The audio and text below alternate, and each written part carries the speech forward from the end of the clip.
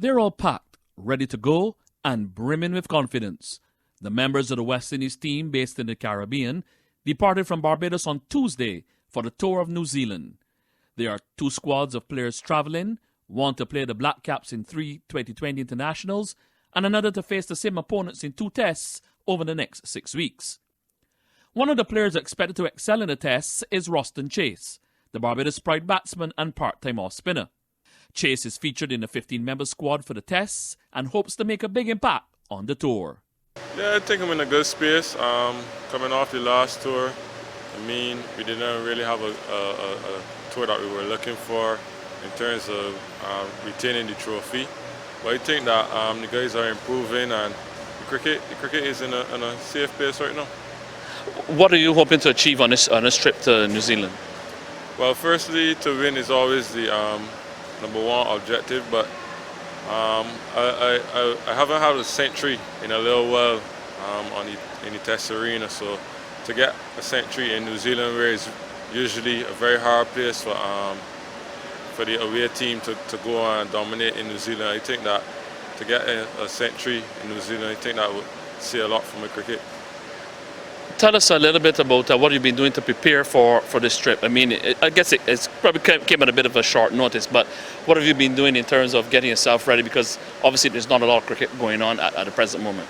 Yeah, well, coming out to the CPL, I had a little injury, a little niggle, so I wasn't doing much early on. I was doing mainly rehab, but then coming on, my leg was getting better, so then I was down at the Oval practicing with the Barbados Pride guys who've been working for the franchise, and one of the West Indies coaches, Roddy Eswick, my school coach.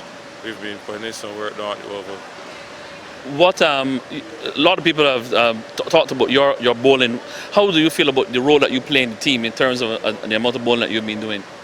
Yeah, usually it's a case where Jace always just tells me, I don't really need you to bowl much, but then I always end up bowling a lot of overs. But I'm always ready whenever I practice or we get on tour or we get in the camps. So I always work on my bowling just as hard as my batting, because I know Jason, he always tricks me and comes to me in the end. So yeah, I love the job. Chase is coming off a creditable performance for the St. Lucia Zouks in the Caribbean Premier League 2020 tournament, but it was not enough for him to force his way into the T20 squad for this trip.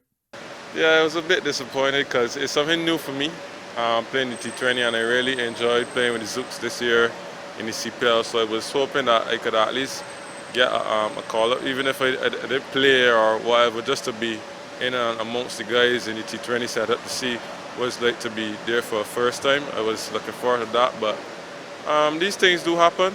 I'm looking to continue my work in all formats of the game, and hopefully I will get that call sooner or later. New Zealand's a tough place. The last time they bowled a lot of bouncers at the boys. What preparations have you done in terms of your mindset in trying to deal with that challenge?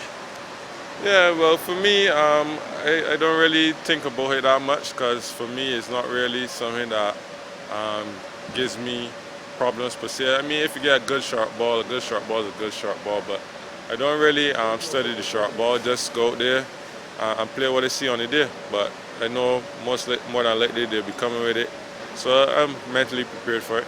This is the West Indies' second tour of the year, following a trip to England in June, and they're the only international team that has made 2 trips during the COVID-19 pandemic. Adriel Richard, Nation News, at the airport.